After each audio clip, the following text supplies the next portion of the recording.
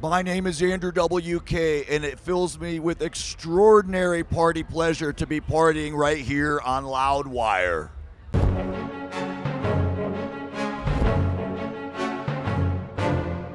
Hey everyone, Graham from Loudwire here with the one and only Andrew WK. Thank you very much. Thank you, Graham. Thank you for having me. Thank you, Loudwire. I'm a big Loudwire fan, and it means a lot to be included. Oh, of course, man. Thank you so much. So, thank you. This is Wikipedia Fact or Fiction. Yes. Okay, right. Yes. So, went to your Wikipedia pages earlier today. All right. Picked out some stuff that may or may not be true. You can say true or false and elaborate. Okay. If you would be so kind. All right. First off, because they do get this wrong sometimes, full name Andrew Federley Wilkes Cryer. Yes, that is correct. It's pronounced Creer. Wilkes Creer. Okay. But even I have trouble pronouncing my own name, hence the WK. So it makes That's it a easier. little easier, yeah. Born in Stanford, California. That is correct. That's correct. Yep, okay, that's there true. you go. It says that early family trips to midnight mass had an enormous impact on your love for music. Oh, that is true. I didn't realize I was on there. This is such a great concept, fact or fiction, on Wikipedia, because I actually stopped going to my Wikipedia page out of frustration. I don't blame you. Because of how many incorrect facts were on there that I had corrected so many times. Oh, wow. And they would keep getting added back on. Oh, man. But that's one that I didn't realize is on there, and that is true. My father, he was not a passionate church goer, but he did like certain church activities such as the midnight mass because it was exciting. Going anywhere at midnight when you're a kid is pretty exciting, to be able to stay up late like that. But to hear the pipe organ and the choir and to be in that atmosphere, I mean, it had a huge impact, an impact that I'm still actually processing and realizing. Yeah, now you're doing the Church of Rock and Roll. I suppose so. Yeah. All right, so Wikipedia says you were dubbed Andrew WK by an elementary school teacher to differentiate you from classmates Andrew Cohen and Andrew Gilchrist. There was a lot of Andrews. There was also Andrew Freeth. There was also another Andy. Some went by Andy, some went by Drew. But the teacher, since they were writing our names on the board quite often, not for good reasons, for misbehavior. Of course. She would write mine as WK.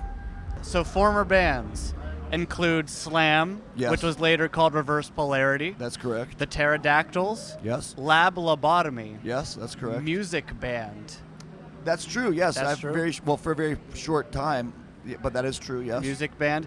Mr. Velocity Hopkins. That's related to Music Band, but I suppose that's true as well. An Ancient Art of Bore. That is true as well. That's true Those too. are Okay. all real musical outfits that I was involved with at one time or another. All in around the high school and junior high school years. It says in 1998, you moved from Michigan to New York City, where you worked as a bubblegum machine salesman, a parking attendant, and a waiter. Never worked as a waiter. No, okay, so fiction. I worked in a Mexican restaurant at the counter making milkshakes, taking orders, and clearing tables. But it was not. It was a self-serve counter-style Mexican restaurant. I also washed dishes primarily. So I would say I was never a waiter. Out of respect for real waiters who actually are working at a real waiting at a real restaurant experience, I was not a waiter. And besides, that was in Michigan. I was a parking attendant, but that was also in Michigan. So the only true statement there was when I moved to New York City, one of my first jobs was as a bubblegum machine salesman. Tell me about the life of a bubblegum machine salesman in New York City.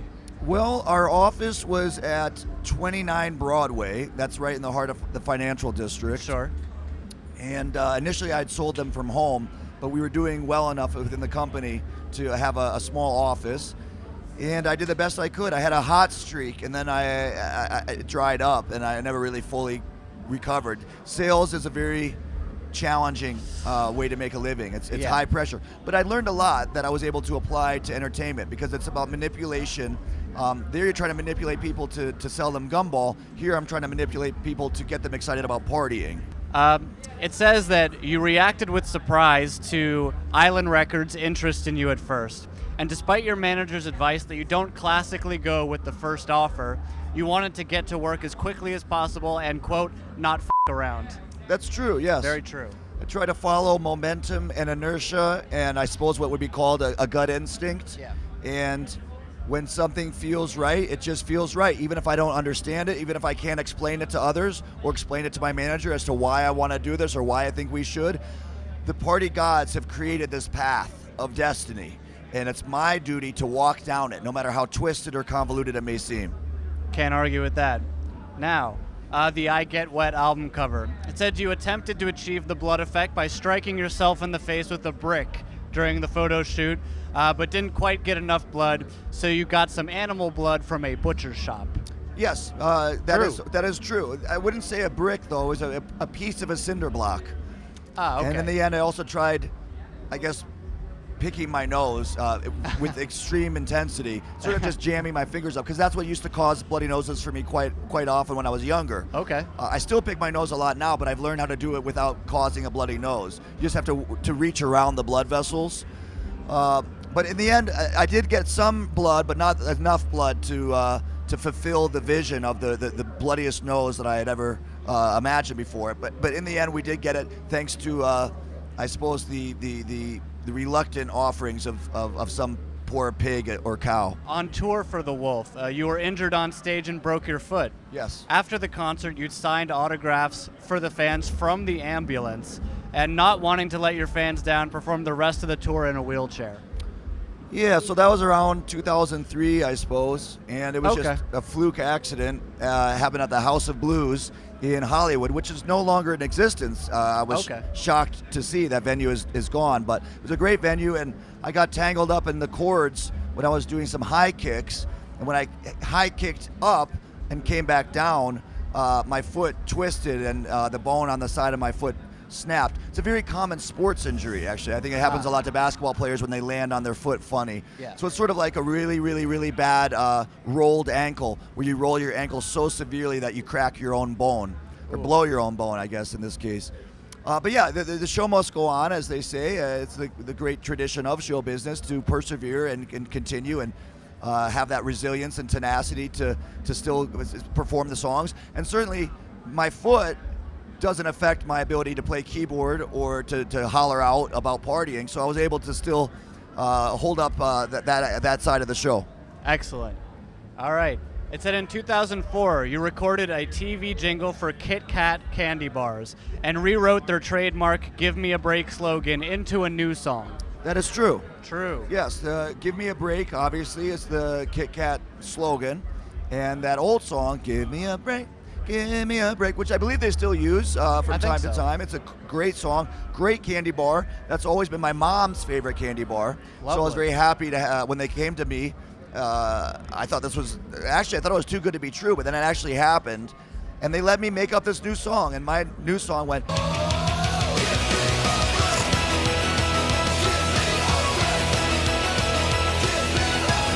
And there's several ads that I think you probably can find on the computer if you search for the Kit Kat ads. And I love that song so much that we even started playing it at our concerts. It says you were introduced to your wife by your heavy metal voice teacher.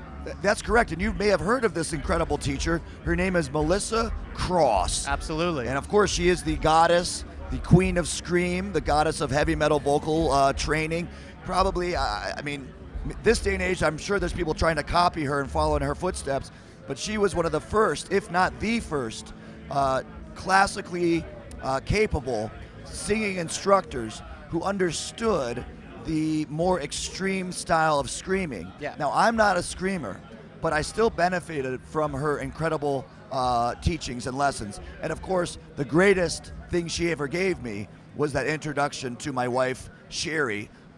She had the lesson after me each week, so I would see this girl after my lessons, and I would ask, "Hey, what's the story with that lady that's taking lessons after me?" And she hooked us up, and Sherry joined my band as my hype woman, basically, and then we fell in love. It was love at first party, or first growl, or first scream. It says that there are 7 unreleased albums from you, Mr. Andrew WK, from a 1998 release called Necronomicon to a 2013 release called Raucous. Raucous? Raucous. That is false. False. That is Okay. false. I was working on a painting based on the Necronomicon book, paperback. Yeah. But I don't believe that was ever going to. I think I was making a painting that could be used for an album cover. The most likely was something I said as an aside to a person at the time. Oh, okay. So I would say all of that is essentially false. So there's no like unreleased albums in your vault, pretty much. They're in the vault of the future. Ah, Yeah, very good. there's almost an infinite number of unreleased Andrew WK albums that simply don't exist yet. Very good. Andrew, thank you so much for giving me your Thank time you. today. I appreciate it. Thank you to Loudwire for existing. Oh, thank you so much. And music, of course, is worth living for. And worth partying for.